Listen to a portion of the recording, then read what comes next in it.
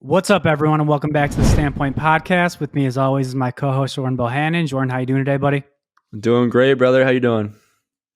Doing well, doing well. Fresh off of the co-Big Time Player of the Week this week, Jordan. You had yourself a little game the other day, eh? Yeah, we played really well, man. I know it's just a redemption game, and we definitely need that to start creating some separation in the league. So that was huge for us. How pissed that you didn't get the full honor yourself, or like, do you want to beat the shit out of Trace Jackson Davis, or what?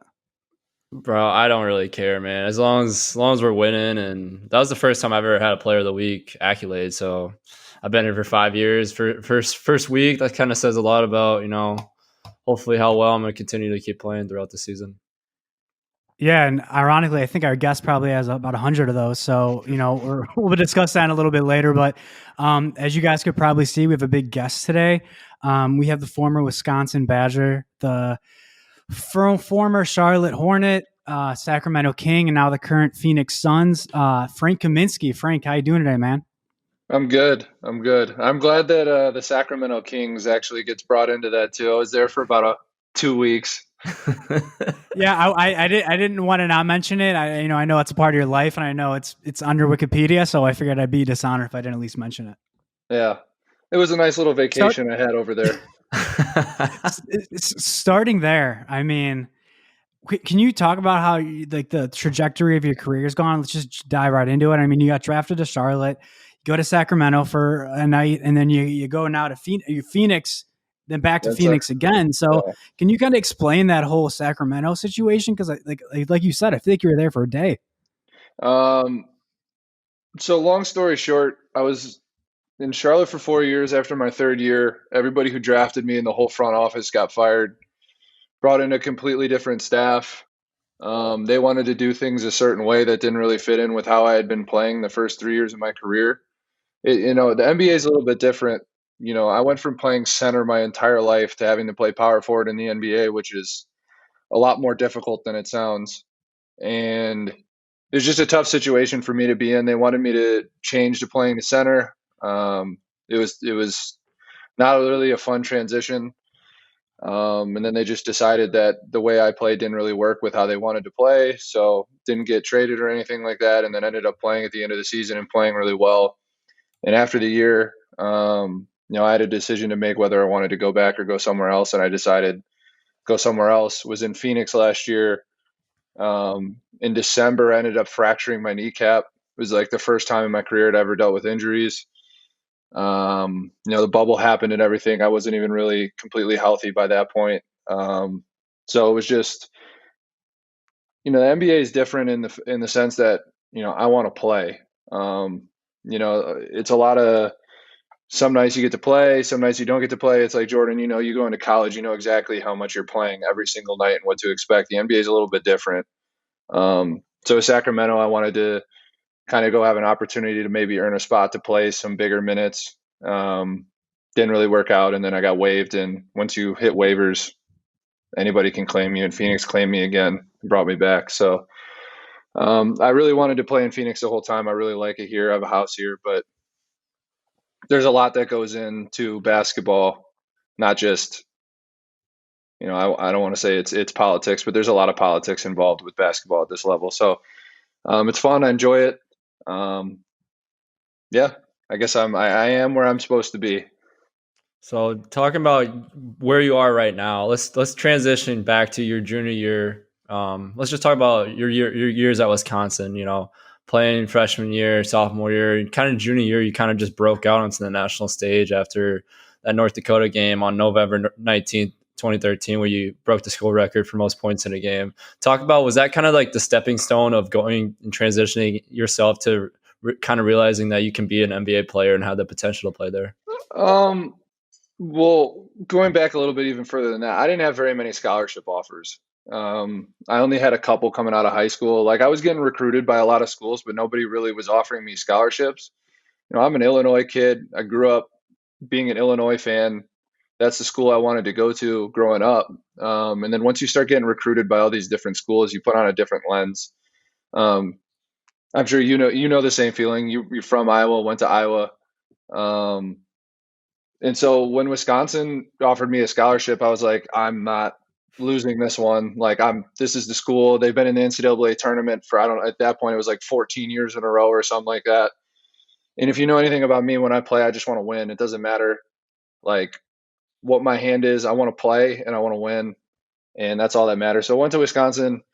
Honestly thought I was going to have to redshirt, but they didn't really want me to. Played a few minutes every game. Basically, I called myself for 2 years the human water break, because I would just give the bigs in front of me basically a couple minutes before each media timeout, and that was pretty much it.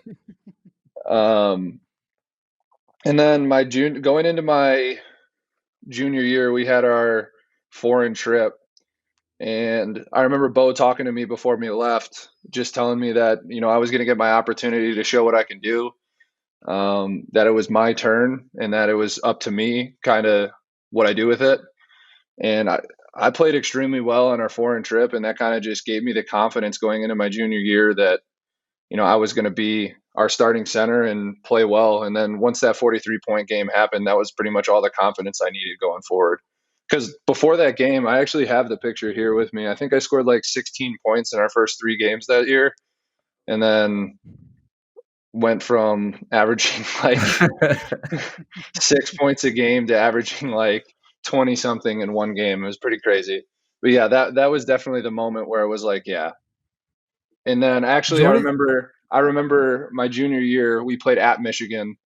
And I had like 25 and 12 or something like that. And we beat Michigan on the road, and they were really good. And that was the game afterwards where reporters started asking me like, do you think you deserve to be a first team all Big Ten player? And I was like, I don't, I don't know where that's coming from. It all kind of just happened so fast for me that I didn't really realize it was happening until after things happened. so kind of going back from Illinois, I'm from Illinois too. I went to Warren High School, so I know about you from Bennett and things like that. I had some buddies that went to Bennett, and I told Jordan there was this class of players in Illinois high school with like Jabari and Wayne Blackshear and Ryan Boatwright and all these guys, right? And my question is, do you think that was like the best generation of high school basketball players in Illinois? Like that you're like It has junior it to senior it year? has to be. I grew up playing against like everyone too. Like, so like we knew about these people from like when we were like kids, because you know how it is, the AAU circuits and everything. You start playing on national levels in like 5th grade. I remember I started playing against Ryan Boatwright's AAU team when we were in 4th grade. They were the A-Town Mixers, and we were we were the Running Rebels. And they used to have their nicknames on the back of their jerseys. Like that's how far back it goes. And I mean, you just talk about my high school class, like Anthony Davis, um, Jason Randall, who went to Stanford and was like their all-time leading scorer, Ryan Boatwright, who won, I think, 2 national championships, me. There's just so many players, from that time period. Wayne Blackshear won a national championship. You mentioned him. It's kind of like everybody was competing to be the best player at that time, and I wanted to be part of it. So yeah, it definitely, like, coming from Chicago and like that area, definitely like motivates you to want to be better based on the success that everyone at that time was having. You mentioned wanting to play at Illinois. Why do you think Illinois has such a tough time even now recruiting these in-state players? Like you mentioned, there's a shit ton of talent in Chicago, Illinois. I mean, all those schools, and they have Ben Brust, Illinois, Duke Dujan from Illinois, Deerfield. You're from Illinois, so like, what do you think is the whole aspect with that, and why don't think they can get those recruits? Well, part of the reason for me, they actually ended up wanting me to be a preferred walk-on, and that just wasn't like an option. Like for me, like I knew I was getting scholarships offers from other schools, so I didn't want to go somewhere and have to pay to go there. Um, but I think a lot of it, especially for my class, had to do with they had 2 people, and they were actually on the AAU team that committed there after freshman year in high school. So like they shored up their recruiting class like so quick. And like for me, I was a late bloomer. Like I didn't start coming out until I was like 16 or 17 years old. So they already had pretty much those scholarships filled at that point. So they couldn't even really offer it to anyone. And I think that's kind of just how it is. And then there's players like the Jabaris of the world that are top 5-star, 4-star recruits that basically wait until the last minute to decide where they're going to college. And I mean, I remember who was it? Who was it that grabbed the Illinois cap on accident? Oh Was shit. that Cliff Alexander? That was Cliff Alexander, yeah. Yeah, He panned grabbed out. yeah, grabbed the Illinois cap on accident. It just I Yeah, don't that was know. brutal. I don't know what it is for them. They struggle recruiting in state. It's no doubts about it, but it seems they've done it pretty well here recently because they're starting to get better and better. I mean, a lot of it has to do with coaching too. Like they got a really good coach there now. Like Bruce Weber was a really good coach, and he went to Kansas State and he's coached well there. But at the time, I don't know, it just didn't add up for them. They just kept missing out on a lot of people. Talking about coaches, talk about Coach Ryan and kind of his philosophy that he set in stone at Wisconsin was so famous for, and how that kind of played to your hand to kind of break out to the national scene in college.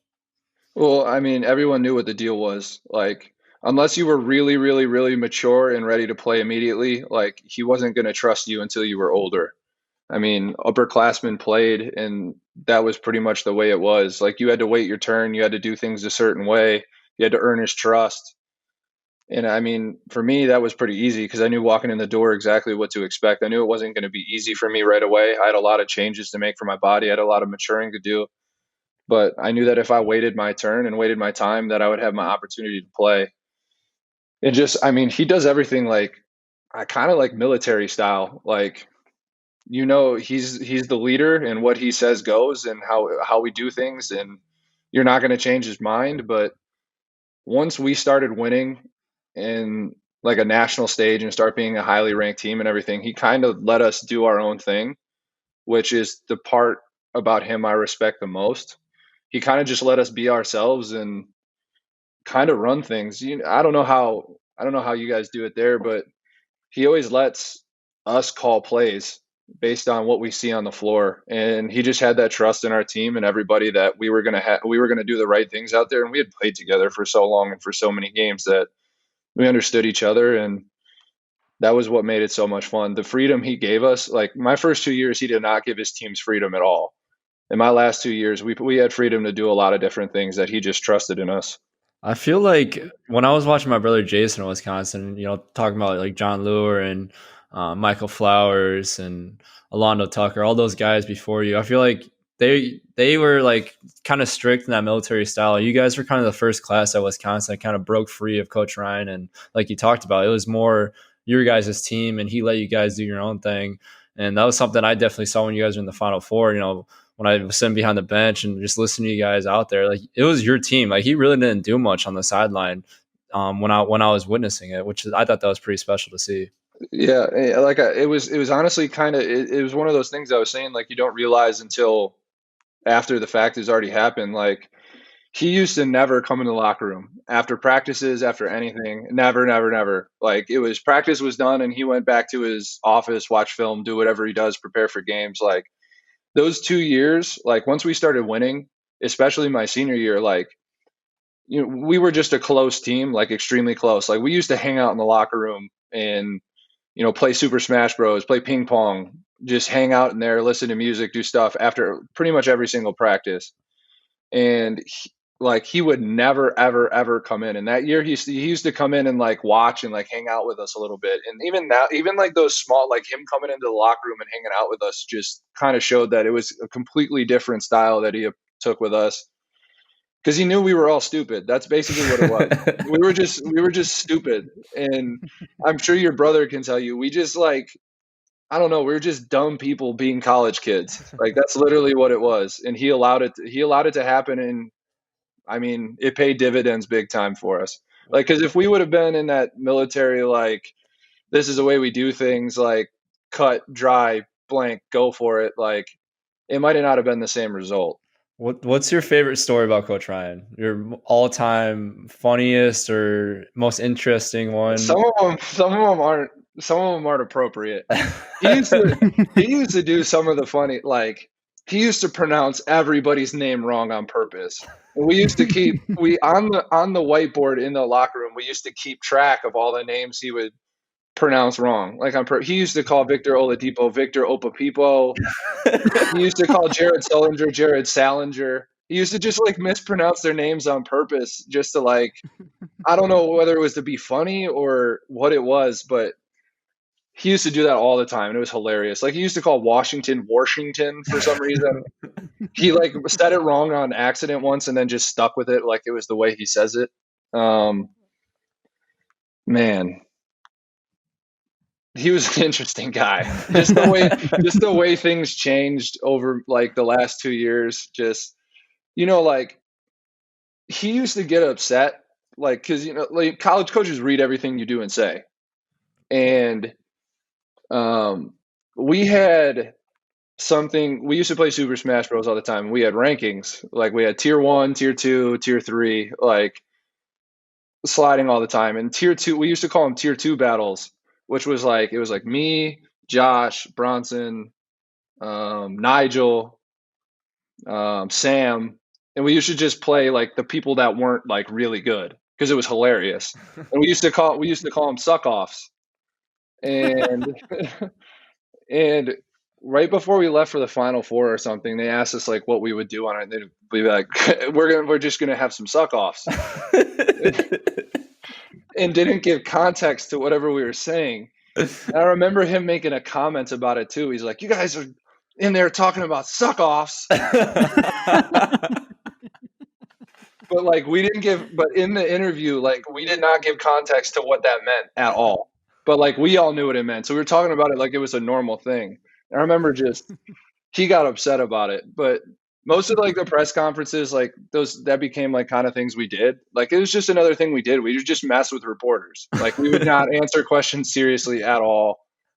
Take just no seriousness whatsoever. Like we'd have a serious game and afterwards we get in with like our beat reporters and sit at the table and just not answer a single question they would ask us. We would just do little things like that. Just see it was I remember one time, I think it was my junior year, we did where I think it was me and Josh tried to go through the whole thing without answering a single question and not tell Sam and make Sam answer every single question and just not say anything.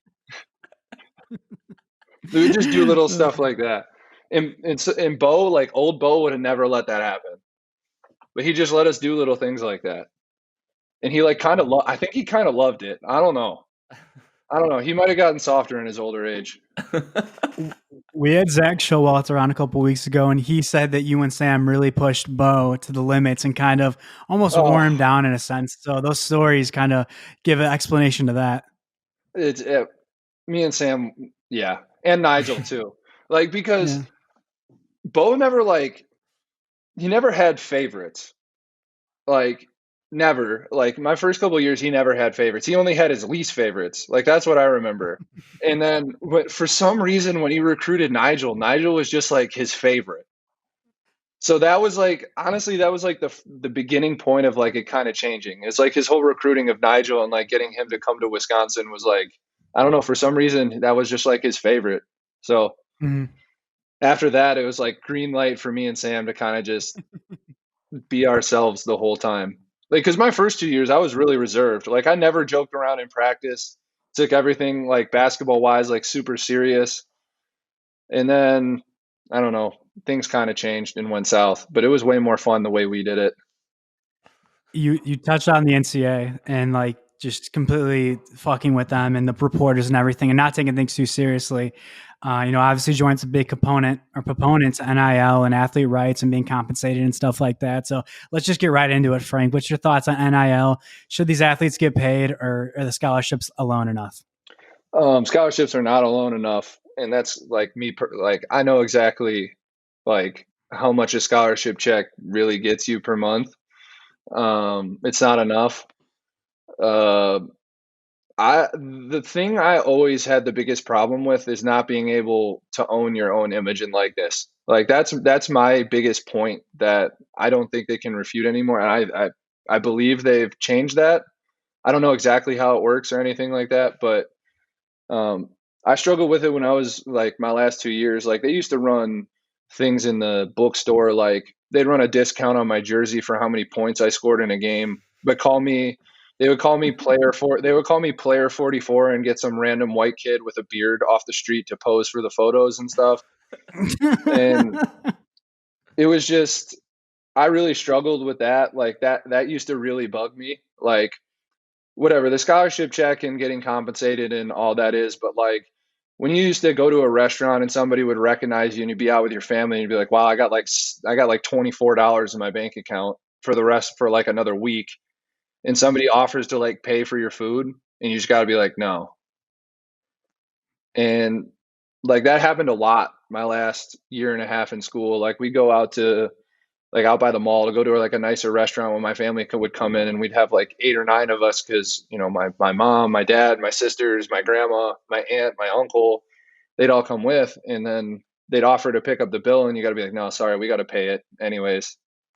It's just, I don't know how the NCAA can justify that you aren't you when you're in college and you play for their teams. So you got in a fight about this with Dakich. We'll just get right into that feud. We had him on last week. He has some fighting words for you. I know. I don't know if my brother said what he said about you on the podcast, but he, so I read out the text message that you sent my brother right before, and I said that you wanted to meet him outside, and he's like, he pretty much said he would kick your ass, from what it sounded like, Zach. I don't know the exact words, but I'm sure he would. I'm sure he said he would. So talk about that feud. How did that happen? Why are you guys battling? I don't even remember how it started. I think he said something. I don't know which time it was. I think I got in 2 separate arguments with him. I think one time was about something he tried to make Nigel look bad when Nigel was like advocating for athletes getting paid. So if there's one thing you don't do with me, you don't go after like my friends and my family.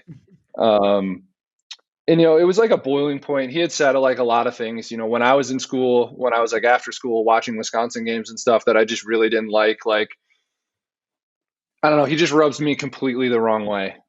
And I don't know, I just said something. Like I had enough. Like when he goes after somebody, like it was like I was already like frustrated with him, but like once he finally says something about someone you know and someone you care about, like that's it for me. So I'm gonna read out the tweets, and I just want to see your thoughts about it. This was, I think, 2017. I was referring to Nigel Hayes, and you guys were talking about the name, image, and likeness stuff with the Wisconsin jerseys, and you quote tweeted him and said, "Must be wonderful to reap the benefits of kids working their asses off by sitting on yours and rambling about zero zip nada." And he replies, he goes, "Broke college student Nigel Hayes. He's out of college now, no student loans, guaranteed job in his field. Only had to work 20 hours per week. You said you should run for president. I think you have a great chance. It can really work. You're probably actually overqualified." And if I remember correctly, he said, "Yeah, I voted for myself," or something like that. It's jackass. Who would win in a fight, you or him?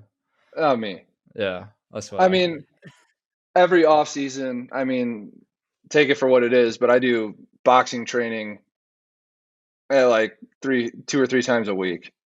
Like it's not like I don't know what I'm doing in a fight. And he's old. Like let's just call a spade. Like he's old. So he's like my dad. He's like my dad. He just says I can kick your ass just because he remembers me when I was a child and like small. But my dad, if he actually tried to fight me now, I think I would honestly give him an injury that he would be dealing with for the rest of his life. So like, you know how that goes. Like I wouldn't even fight him based on that alone, because I would feel bad if I actually hurt him. So if we called the Big Ten Network and we premiered a boxing match, would you sign off on it? You versus Dakich? Honestly, I don't know. Like you see like Rocky, when Rocky fights that one guy, like in Rocky Balboa, when he fights the guy based on like I think like Dakich thinks he's Rocky in that situation, and he's not. He's just I don't want to like go at him too he's hard, Apollo Creed. But like if he's on TV, I turn it off. Like if it's a Wisconsin game, I mute it, and I don't listen to it. I just put the game on the TV and I don't listen to the volume. I'll like do something else. And if it's a college game where he's doing it, I change the channel. I'll just put it that way. Like that's how much I don't like him. Do you have I him? don't have a problem because I know I'm not the only one that doesn't like him. Like that's the thing about the whole situation too that I remember is when I was going after him on tweets and Twitter and stuff like that, I can't tell you how many people were like texting me and DMing me saying, "Keep going. Like we don't like him either." And it's like it's not just like other players, it's like people in the same realm as him. They just can't stand him. And I don't know. I don't want to say like too much because I'm kind of the person like I have a conscience. I feel bad to a certain point. Like when I get mad and you piss me off, I'll say whatever and I don't ever regret it. But like this is kind of more unprovoked than anything else. But like I don't like him and I never will like him. And like there's nothing you can do at this point to make me like him. Like he insulted me. He insulted like a lot of other things. Like when I was benched in Charlotte, like he called me an NBA Twitter funny guy, as opposed to like having a true knowledge of like understanding of like the situation that I was in and like what I was going through. And I just don't have respect. Like when you throw jabs at people when they're like going through things and at like lower points of or going like through struggles or things they're going on without in their life with like without context, that's just something you don't do. And like the way I was raised and everything, for that you get slapped. I love it. I love it. Is there a player you've played with against in college or the NBA currently where you have that much hate towards them like Dakich or no? No, I really don't. No? No, it's hard for me to dislike people that much. And like I said, it wasn't like all the things initially. It was when he went out of his way on I think it was a Wisconsin broadcast to talk about how I wasn't playing and like I cared more about tweeting and being funny on Twitter than I did about basketball. That's when it takes it to a personal level that's not cool with me. I mean, you got to be able to have fun. Like you got to be able to go on Twitter and have fun. That's life. Like it's just not always about basketball. And I feel like a lot of people are like Yeah. that for sure. And when you like accuse someone of being like, oh yeah, he cares more about tweeting and being funny than he does about like the thing, like the only thing I've like, no one ever told me I had to play basketball. Like, you know what I mean? Yeah. No one ever told me like I had to go to college or had to play in the NBA. Like nobody believed that I would actually do it. But here I am because of like my own hard work. So when you say something like that, that I don't know, it really strikes a chord. Yeah, Jordan had issues even this year with people on Twitter and just people talking shit, and like it gets so annoying, and it's like this big echo chamber of like just dumbasses, right? Well, Yeah, And I'm pretty much off it for this. Like I'm off Twitter for more reasons than one. Like I go on there and check it every like when somebody sends me something and like it's like a tweet link and I like click on it, it's like hard not to check like your own stuff. But like other than that, I don't go on Twitter unprovoked anymore. I don't go to look at anything. It's just it's not a healthy place. Like it just isn't anymore. It like when I remember exactly when like I made my first Twitter account and everything. And in the beginning it was like so much fun because people go on there and just tweet hilarious stuff. Like it was just funny and like there wasn't like verified reporters and people weren't tweeting videos about everything that's going on. Like people weren't asking. It's just the questions to people about unrelated things like you're asking people things that like they don't really know about and then you post their reactions on Twitter and it's like okay, and then you freak out about it and then you cancel someone and then the cycle repeats itself. it's true. It's wild.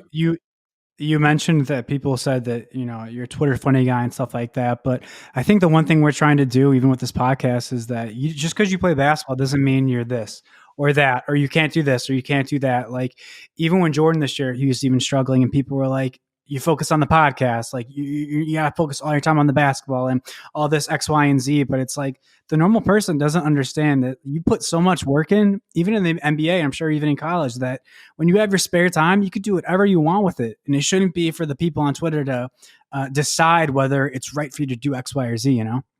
Yeah. And people don't know what a day in an athlete looks like. They just have no idea. They really don't. They hear stories about like people with insane work ethics and that have been like fantasized to the max and they think that's just what like everyone should be doing on a daily basis. Like I work out like 2 to 3 times a day. Like that's just because like my body, like taking care of my body and like being in the right physical shape and everything is like it's my career at this point. Like it's what I do. It's like, but I also have however many hours in the day to do pretty much what I want to do. Like today, like our practice, like I got in at 3:30. Like I texted Jordan at like 3 o'clock in the morning last night because that's when I got home from like our trip. And I mean, I woke up today after like 6 hours of sleep and found out that like our practice was canceled because 2 players on the Wizards last night tested positive for corona. So it's like, and then like the NBA new rules came out where it's like, okay, you have to stay at home and do pretty much nothing. Basically, make your house a bubble for the next couple weeks and try to stay away from people and do contact tracing and X, Y, and Z and all this stuff. And it's like you still have to find time in there to like do things to like take care of your body, but also I had an entire day to pretty much do nothing if I chose to do nothing. Like, you know what I mean? Like there's so many hours in a day before you go to sleep that you have time to do what you want. So if podcasting's something that's important to you and you like doing it, you have as much time as you want it, as much time as you want to spend on it, you can spend on it.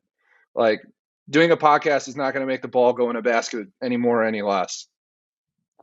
That's just it. Simply that. It's you put enough work in and enough time in that like when you're going through like struggles and you're going through like I don't know, the ball's not going in. You feel like you're shooting the ball well, but it's just not going in. Like every basketball player goes through that. Not everyone can be perfect every single game.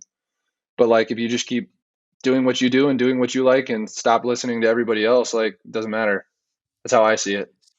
I just Speaking feel of like extra, there's so many people on the outside that just don't, like you said, they just don't understand the daily routine and schedule. Like they're expecting like a Kobe Bryant like work ethic, like nonstop. Exactly. Like you're doing conditioning in the morning, going home for 30 minutes, showering, then going right back to the gym for 4 hours. Like bodies like that aren't. It's not. That's not They everyone. break down. Yeah, you break down. Like Anybody like I broke down last year. Like my body broke down from basically just playing games. And I'm only 27 years old. Like it happens to all of us. Like you can't do that every single day and expect like things not to go wrong. talking about extracurriculars, you talked about before the podcast how you had your own podcast, right, Frank? So Yeah. can you explain the story behind that? I mean, everyone knows, if you've probably seen, you went on Part of My Take, kind of had a relationship with Barstool, and then had your own little subset. It was Pros and Joes, right? Yeah, Pros and Joes. So what happened with that? Why did you stop doing that? And did you have fun doing it for the time being when you did it? So, I did a podcast like my rookie year or like a Sirius XM thing, and afterwards like people asked me to do podcasts, and then my agency kind of was like, "Do you want to do one?" And I was like, "I don't know. Like I was literally like, "I'll give it a try." So me and a couple friends like just started doing like our own little podcast thing, and then my agency sent it into Barstool and they liked it, so they picked us up for like a certain amount of episodes. And I got to be honest, I just didn't enjoy doing it. Like it just wasn't for me. Like I like some of the interviews like with people we did was like really really fun. Like we had one with Dan Patrick and Scott Van Pelt, and I learned a lot of things. I actually got to do one with Brian Urlacher, who was like a personal hero of mine because I'm a huge Chicago Bears fan. So it was just like it was really cool to do all that stuff, but everything else outside of that, like all the work and all the time and all the effort you have to put into it, I just didn't enjoy doing all that stuff.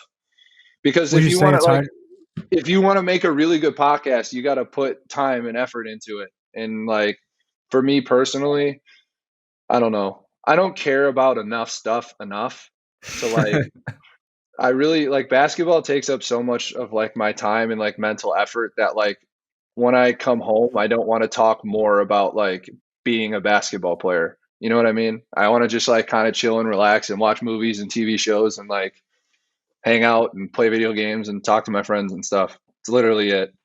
And the podcast would take up like a couple hours, and then you got to worry about like posting it, and then you got to worry about editing it. You got to worry about the reactions and interacting with people and booking more people, and I don't know, just wasn't for me. I love Would that you say quote. having a podcast? I love that quote. I don't know enough stuff enough. I love that. I don't. Would you say it's harder to be a podcaster than an NBA player, Frank? No. I can't say that. We almost had him, Jordan. We almost had him. It was that I close, buddy. I can't stand behind that one. It is tough. Like it is tough. Like, because I mean, if you put out a bad product, like People hear about it. exactly, like, and you say the wrong, especially for me, like I'm not politically correct at all. I say the wrong thing a lot, and then realize afterwards that I said the wrong thing. Like, if I did that on like a public thing that was being broadcast to like a lot of people, like that wouldn't be good for me. And I always had that in like the back of my mind too. Like the whole time I'm in there, just don't say anything stupid. Don't say anything stupid. See, that's with me. Me and Zach talked about that. Like, I've always had that in the back of my head, but also I've never really. I'm kind of like you. I don't give a shit what a lot of things that people think about me. So that's what I feel like we've been so successful, because I'm able just to talk, and I might say something dumb here or there, but at the end of the day, I could care less about what the average Joe thinks about me or thinks about Zach. That's for sure. If we wanted, like, I'm sure Frank knows this. If like the whole reason why athletes don't like doing interviews afterwards with the games and with like the local press is because it's the same old white guys. It is asking the same questions. And like I'm pissed. Like sometimes after games, like when you don't play well and they stick like a camera in your face and start asking you questions about it, I just want to be like, "Fuck off! Like, get away from me!" Like I'm just. I struggle with a lot of things too, and like the thing especially in the NBA too is like I didn't realize it early on, but like your team beat reporters will just write terrible shit about you, just saying like, "Oh, he sucks, he's not worth it," like the XYZ, and then they'll come and ask you like questions about your family. It's like, no, dude, like me and my family both know what you wrote about me, like. You tweeted it for all of your audience and then commented on it and made sure people read it. Like, don't come asking me questions now. Like, I don't like you anymore. Like, we're not friends. So is this where the hate came from an NCAA tournament, when you guys just refused to talk to the reporters? Pretty much. And it's not like the hate, like the NCAA reporters, like we were doing well and we were playing well. Like, it was fun. But like, it started to happen where like people were just looking to take things out of context for our team. And we just had enough of it. Like, it was just like, we're just going to answer questions just being idiots. Like, if we're going to be idiots, let's just be idiots all the time. Like, let's not do it sometimes. Like, if you're going to, here's the thing from like another thing that how I live my life. If you're going to be stupid, just be stupid. Like, don't fight it. Don't try to make yourself seem smarter than you are for everyone else out there. Like, if you're going to be a dumbass, just be a dumbass. Like, I'm not like who I am in my house. Who I am in my house, I am that person when I leave my house. Yeah. I don't act like you see all these people. They act like different people when they get around like media and like do all these other things and like their teammates and all these people. It's like I'm not doing that.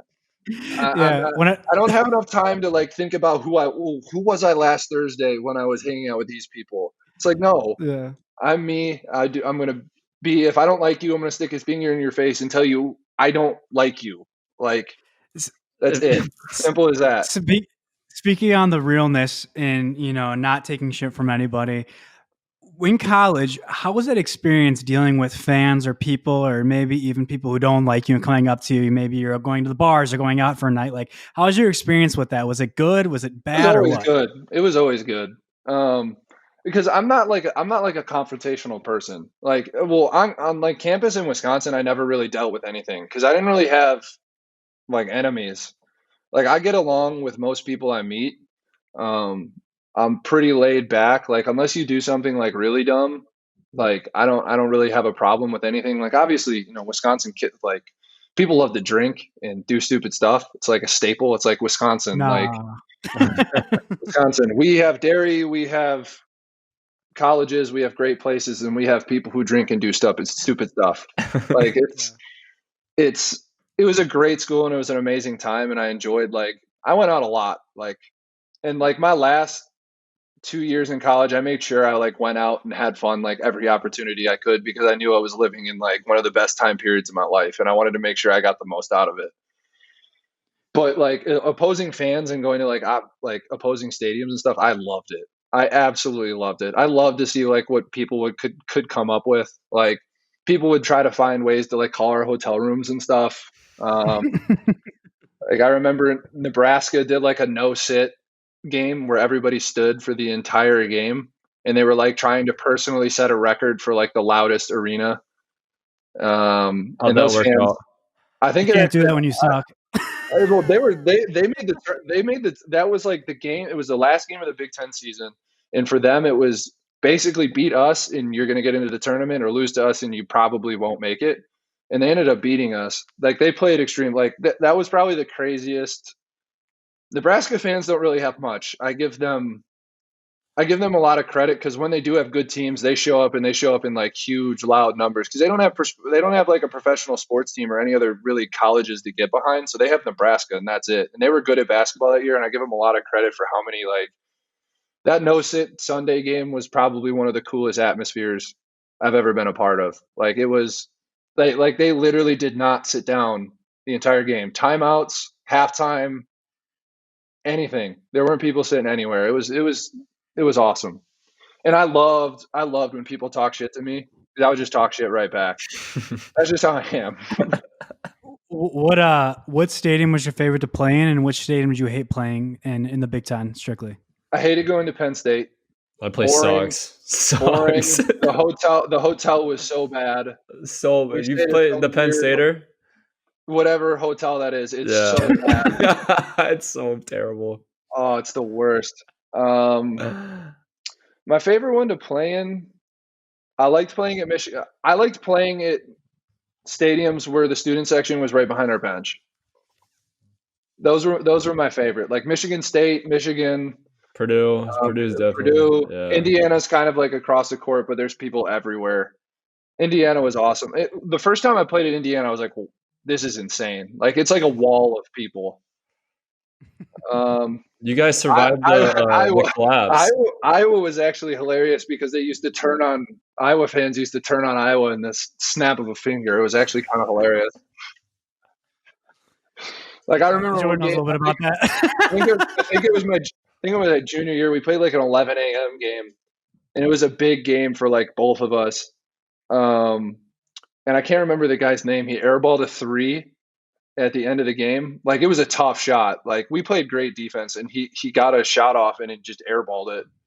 And your fans started booing him. Would that be Peter, Jordan? Good old Iowa fans. No. It wasn't Peter. No, it was McCabe? Was that his name? Zach McCabe. Yeah. Zach McCabe. And I felt bad for him too. But like, I don't know.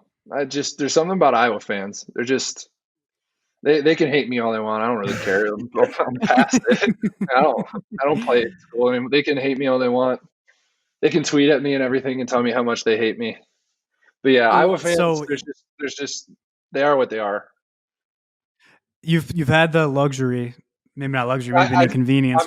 As you can tell, I'm trying to make him say something, but he won't say it. I'm not going to say Jordan is such very composed. He knows what he's saying. He's very calculated. So it'll be tough, Frank. It'll be tough to get him to crack a little bit. Yeah.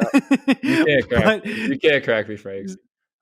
So you talked about in your spare time watching TV and movies and stuff like that. How cool was it when Lil Dicky tweeted at you? Oh, it was cool. I knew about him like a long time before like he became popular. Like I had this thing like dating back to high school. I always try to find like new music, and I used to sit on like all these different websites and literally try to find new music because I was a nerd and loser in high school. So I used to tell people, "Oh yeah, hot new hip hop." Yeah, like hot new hip hop. Like literally hot new hip hop. So I knew about him for a long time before like he became popular too. So I don't know. I used to just like tweet at him and follow him and stuff. And now he's got his own TV show, and his TV show is awesome.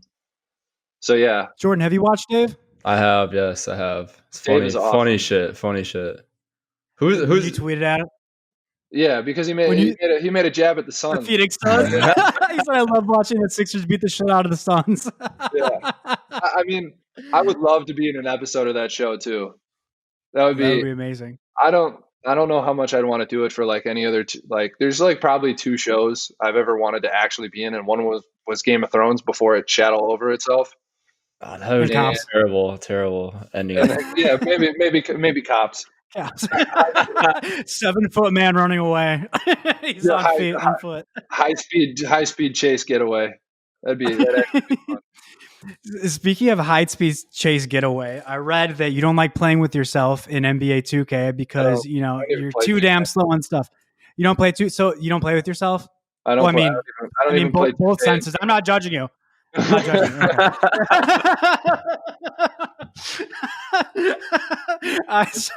So I saw you Twitch. Do you still Twitch? Do you like twitching? Do you play any games? I do sometimes. I don't know. I just moved into this house here in Phoenix, and I've been trying to get like a Twitch set up. I actually have a gaming desk sitting right next to the desk I'm on right now, and I haven't set it up. So yeah, I don't know. I go through like phases of doing things. Like I'll play, like there will be like a week where I play video games like every day for like 4 hours a day, and then like literally like I won't touch it for like a month.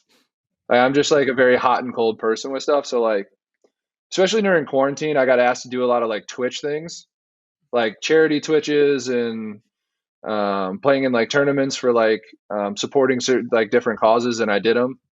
So I like kind of created my own little Twitch account, and I got the stuff to actually like set it up. I just haven't done it because like I'll never do it consistently enough to like grow a base. But like when I do it for like something important or like a certain cause or like doing like a charity thing or something like that, I like having my own little, so I can like interact with people and stuff. What kind of games do you play?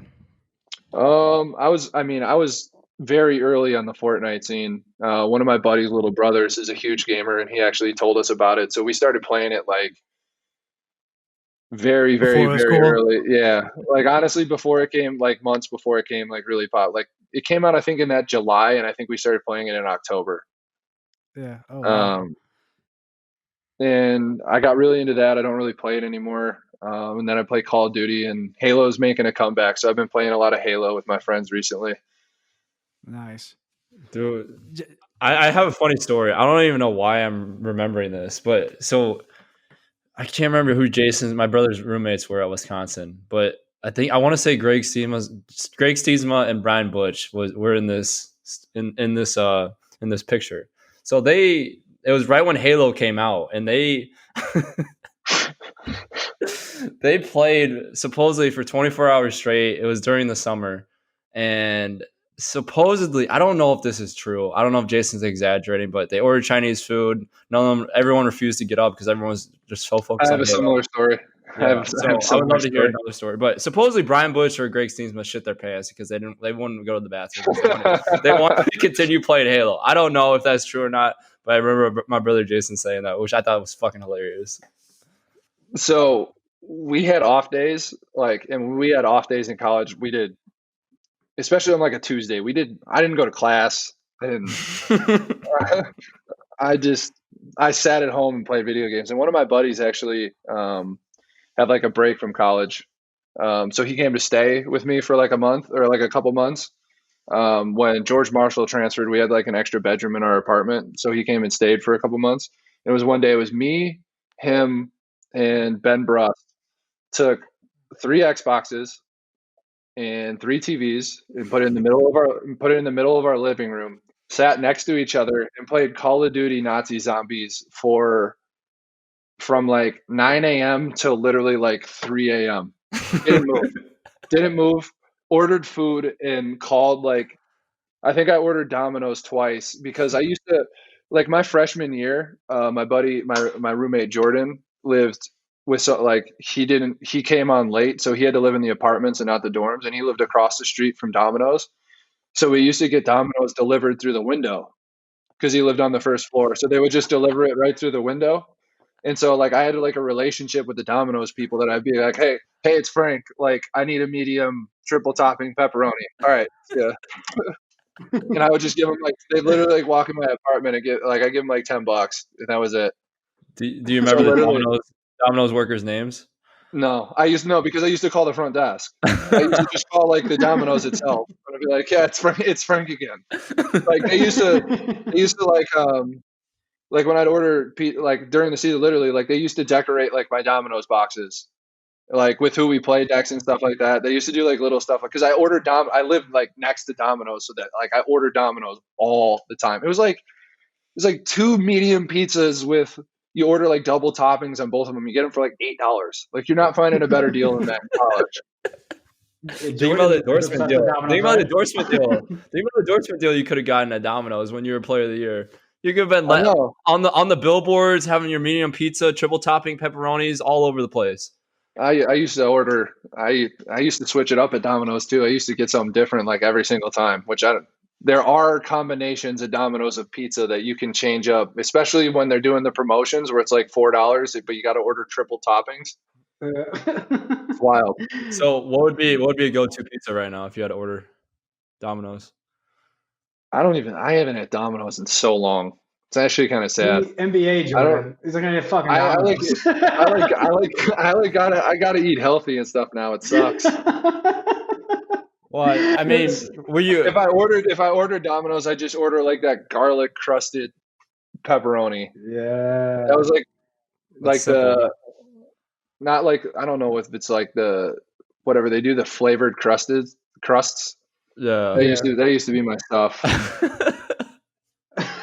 Coming home, literally like coming home from the bars at like 2 a.m. I just call Domino's and be like, yeah, I'll be home. I'll be there in like 2 minutes. I'll stop in and pick it up. What's your favorite bar in Wisconsin? What was your favorite place to go to? I always started out at Wando's because I knew Wando pretty well, and he would always just like, even if there was we never really did in lines anyways, but if it was super crowded, it was really fun in Wando, so we used to go there a lot, and then just go to the KK afterwards. That was kind of like it was like clockwork. But I always had people come over. Like my apartment, our last year was like a 3-story like penthouse. It was massive, and we had like a roof to ourselves and like a ton of space. So we just have people over all the time at our place. Didn't you have a pool up there too as well? We put like a little mini pool, yeah. like a kiddie pool in the summer. I remember one time we had a party and on our balcony, like we had the whole roof of the place. Like it was definitely like, it was like a library area that they just changed into an apartment because I don't think anyone used it. So it was literally like 3 stories. Like we had 4 bedrooms on 2 different stories, and then we had like a lower floor, and then we had like the whole roof of the building to ourselves. And we threw a party out there once. It had started raining, and we just locked everybody outside because we didn't want people to like, it would be all wet coming in our apartment and have to clean it up ourselves. So we had a fire escape on the side of our building and made everybody use the fire escape to leave. Who's your favorite teammate to go out with? We went out with everybody. Like, I don't know how college teams like normally do it. Like, I don't know if you have like friends or roommates or whatever, but like literally when we went out, everybody went. Like, and we never left anyone behind either. Like, if you were underage, we still got you in. Like, it didn't matter. Like, you know how it is in college. They say, oh, you're not 21, you can't come in. It's like, no, they're coming in. What was your drink of choice, Frank? What'd you say? What was your drink of choice at the bars? I don't know. I was a rum and Coke guy in college. I don't really drink that much anymore. In college, it's funny. In college, when you're like 21 years old, you can like drink and it like doesn't affect you at all. And now I'm at the point in my life where when I drink, it's the next day I can't do it. Like I could deal with hangovers in college because they happen once a year, maybe. Yeah. But now it's like every time I drink more than the legal limit, I feel it the next day, and it sucks. I did have Josh Oglesby, former Iowa player. I don't know if you remember him, Frank. Yeah, but he said, I remember him. He said his best practices was when he was hungover. So I don't know if that I never intentionally went to practice hungover. Because it's just like it didn't affect, like it wasn't like a hangover. It just like never affected me. Like I'd go out and like drink and have fun and like, but like if you know me, I never like get extremely out of control. Some people do in college. Exactly.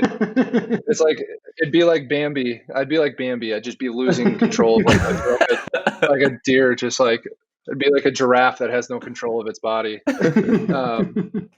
But I don't know. I wouldn't say that, but yeah, I mean, drinking in college is like it's part of it. It's like part of the experience. And like it's funny, like people who used to be so like against it in college and stuff now like join the real world and they're like, well, I probably should have enjoyed college a little bit more than I did. But I'm not like advocating for people to just like go out and drink in college all the time and stuff like that. But like not advocating against it either. Yeah, I'm from like a very interesting family in Chicago who like did not get mad at their children for drinking underage. I'll say that. Yeah. So, yeah. Like by the time I got into college, I had already been kind of prepared for it. Yeah. Yeah. I can't not ask. So you played in Arizona. Obviously, you played for Phoenix Suns. Have you ever been to Old Town Scottsdale? Yeah, of course. Have you seen Johnny Manziel there? I've been to Old Town Scottsdale before I played here. Really? Oh, Jesus. Yeah, of course. I've been out here before. I actually have seen him down there before. Yeah, he's a really cool guy. He's nice? I was a huge Manziel fan when I was in college. Yeah. The money. Yeah. He's a good guy. Like a very interesting guy. Very cool guy, very laid back. Yeah. Good guy. Who would you say, I mean, to kind of wrap it up, you played in Sacramento for a night, you played in Phoenix, you played in Charlotte. So, and you're from Chicago, so power rank In-N-Out, Whataburger, and Portillo's. In-N-Out's last. I'll say that. Yeah. Wow. And honestly, I don't know. I'm from Illinois. I don't like Portillo's that much. Wow. Everybody loves it. Like loves it. It is not my go-to when I go home. My go-to when I go home is Lou Malnati's, like deep dish pizza. Oh, yeah. Yeah. So I'm gonna go Whataburger number 1, Portillo's 2, and In-N-Out 75. Like it's not even ranking it third would give like the illusion that it should be in the top 3. He might catch some heat for that one. Not liking Portillo's, Chicago native. Like what? I know. I like light Portillo's and like the big beef. I think Bona beef in Chicago is better than Portillo's is. It's just because they sponsor the White Sox. It's the only reason why you like them. No, that has nothing. No. I would never. It would never be that much behind it. Bona beef throws Frank some money out there in Arizona. They'll get their Bona beef rep all the way in Phoenix. I could be. Yeah. So, Jordan, do you have any more questions?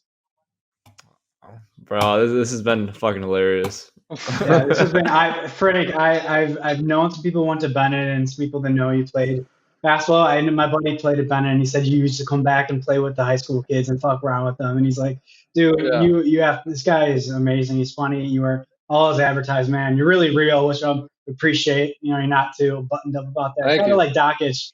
So, you know, you have that little similarity there. Are we comparing Frank Kaminsky and Dan Dakich? Please don't.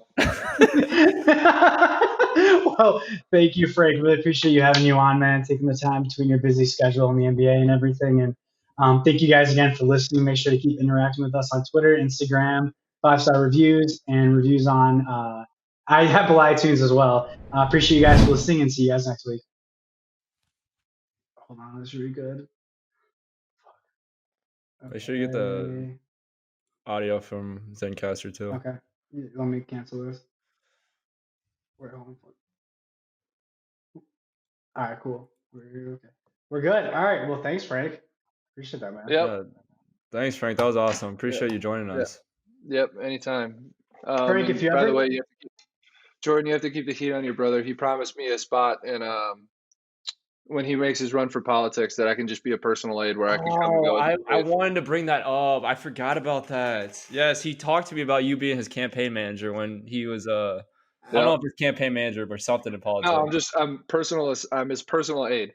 His personal aid. Basically, I come and go as I please. I don't have a salary and I just don't pay taxes. Like that's the deal. Doesn't have to pay me anything. I just don't want to pay taxes. That's quite the gig.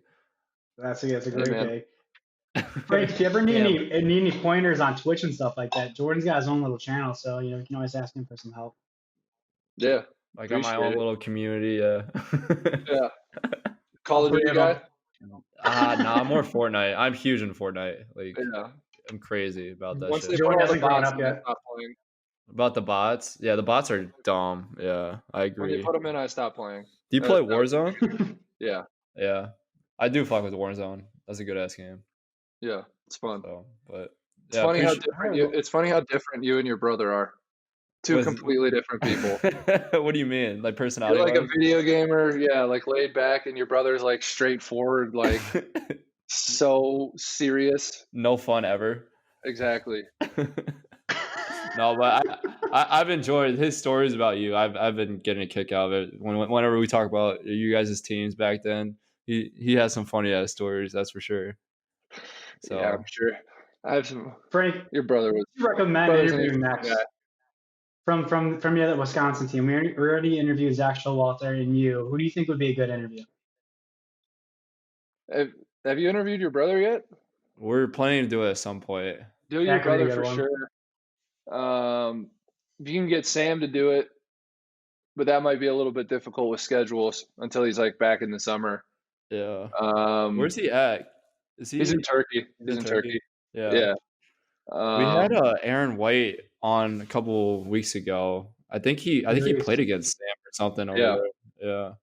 So yeah, you should get Jared Uthoff and get him on to talk about his time in Wisconsin. that would be funny. I'm sure it wouldn't That would be. be good. It wouldn't. I'm not sure he would have very nice things to say about a lot of us. We could have a surprise Coach Ryan guest in the middle of the show, Yeah. and so you see how that goes and how that Yeah. turns. The reunion we've all been waiting for. When he was like, yeah, I'm transferring to Iowa. I was like, well, why did you come to Wisconsin in the first place? It's like, if you were just going to go right back home, why did you come here? Like, Yeah, that was so weird. That was such a weird time. I don't know why. Like, honestly, I don't know why he came to Wisconsin and talked about Iowa the whole time he was there. Oh, I really? don't know. Yeah, Frank's like, shut Yeah, the fuck Zach's- up. it was like Fran McCaffrey sent him on like a reconnaissance mission for a season. He's a spy. He wanted to mastermind the swing offense so he could guard against it. That was Yeah. that was Fran McCaffrey's goal. He was a double agent, just there the whole time. Yeah. No, Like if he would have stayed, we would have had like the most loaded team. Oh, 100%. holy shit! Yeah. Yeah, you guys would have been nasty. I mean, you guys were already good, but that'd be insane. Yeah, but it would have been like I don't know how the minutes would have been divvied up with like him and Sam playing and Nigel all trying to figure out how to play together at the same time. Yeah. Where's Nigel at now? Lithuania. Lithuania? Yeah, I knew he was overseas. Yeah, he's playing for a good team out there and playing well too. Yeah. I figured he'd be making a shit ton of money somewhere. Yeah, he's making good money and playing well over there, so he'll have a long career wherever, depending on what he wants to do. Yeah, for sure. Well, I appreciate it, Frank. Thanks again for coming on. I thought that was a fun ass show. So we'll probably release it, I think, next Monday. I think that's the plan, Zach. We'll release it Monday, Frank, and then I know you're not a big Twitter guy, but we'll tag you in it, whatever. So you'll be able to see it there too with all the links. And we'll All right. post a YouTube video Sounds too, good. so you'll be able to see it. All right, cool. All right, All right, sounds Frank, good. appreciate Thanks, it. Frank. Later. See ya.